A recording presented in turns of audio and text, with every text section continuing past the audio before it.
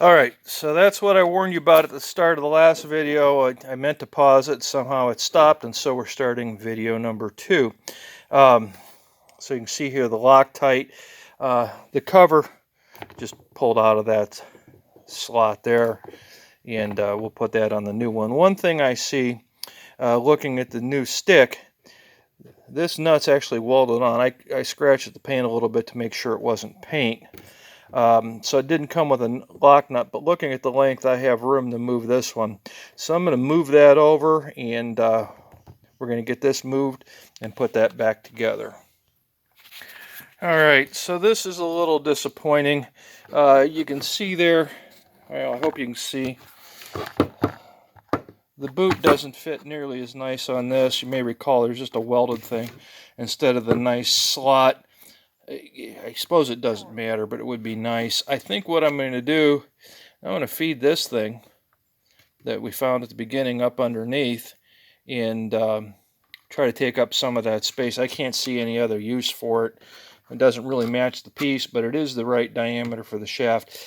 By the way, I ended up taking the lock nut back off. Then I didn't have to fight this over both nuts at the same time. So I'm going to put this up in there. I'm going to put the lock nut back on, and then I'm going to put a little, I'll probably stick with red Loctite on here. It's probably a good idea to keep that from moving. So, and then I'll go put it on the tractor. Alright, so ran into a problem. This square piece, really not any good way to get it up through here to put it on. And by the way, I checked the manual. I don't see this in the parts list or anything, but it could be in there. It's not a great manual. But what I've done is I've put it in upside down. I'm going to try to fit this over, and hopefully that'll take up some of the space here. I guess it could have gone the other way, but then you got the square outside the round, and that looked goofy. By the way, the manual does show essentially reusing this nut. And it doesn't show any quantity, but it says not service. So let me try to fight that boot up there, and we'll get back to it. All right, the joystick is on.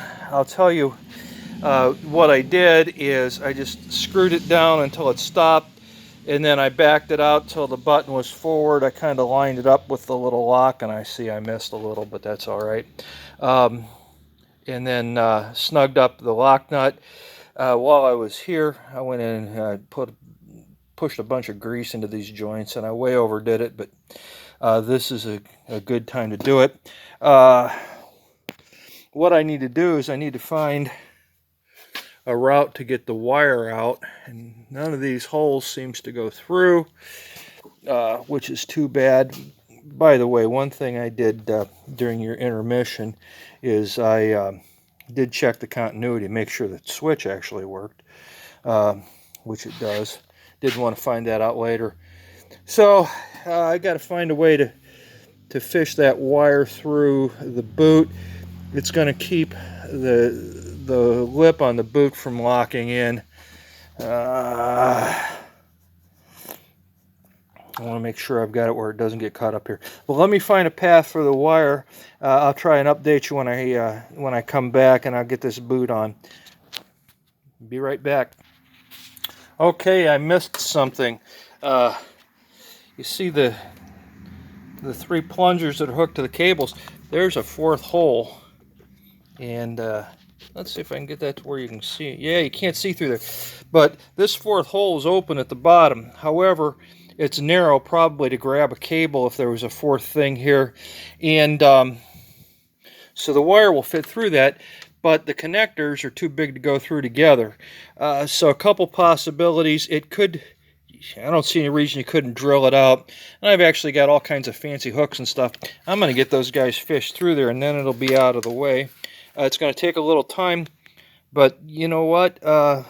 It's a one-shot deal, and then I don't have to worry about stuff coming apart or that wire getting caught somewhere. So let me fish that through, and we'll get her wrapped up on this end.